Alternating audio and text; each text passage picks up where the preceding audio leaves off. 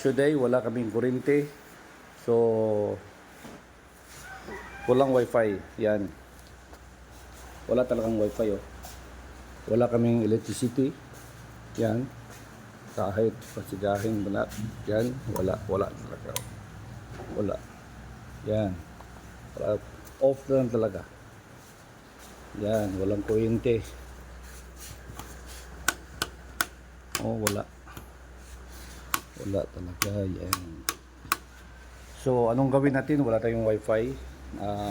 Yung wifi pwede yan sa 12 volts.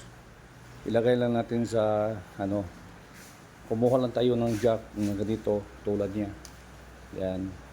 Tapos yung positive sa motor ng battery at sa negative sa motor ng battery. Yan. Ilagay natin dito sa kanyang likuran na may saksakan na jack. O yan, yung supply niya. Yan, ilagay natin diyan. Yan, ganyan. O tapos i-connect natin yung siguraduhin lang walang magdikit ha. Hindi magdikit yung wire para hindi mag-ground. Yan. Wala tayo kasi tayong tape pero okay lang yun. Yan, tapos kunin ko yung motor ko. Update lang ako. Okay, ito na po. Yan. Yung positive, i-connect natin sa positive ng motor. At saka yung negative sa negative ng motor. Ito po, ang supply nito is 12 volt lang. Kaya may adapter siya eh. Yan, hindi siya 220 ang supply. 12 volt lang supply niya. Nagdadaan siya sa transformer. Okay? Kaya ngayon, dito tayo sa motor natin magko-connect yan. Gaduhin na natin.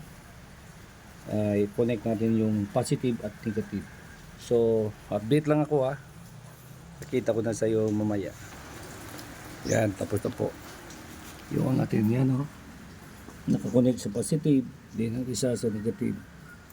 I-on na natin yung wifi. Okay? I-on na natin yung wifi.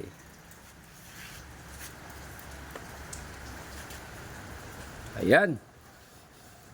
Nag-ilaw na. Nag-ilaw ng wifi yan.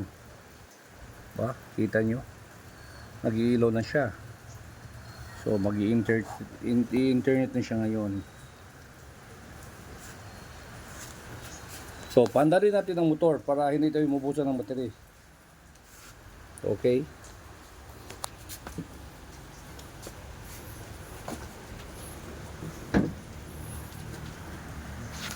Paandarin natin ang motor. Okay?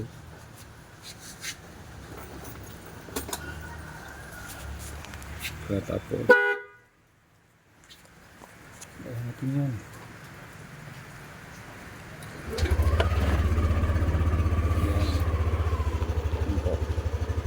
Paandarin natin yung motor. Yan, nagwa-wifi na siya. Kita nyo. Yan.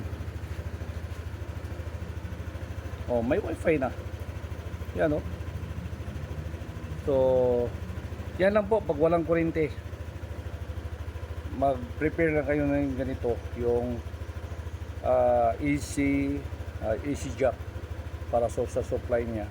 Yung male jack ha. Yan.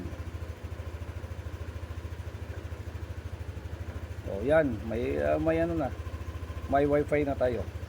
Okay? So, ganun lang kasimple, may wifi tayo through battery ng motor pag walang electricity. Okay, bye bye.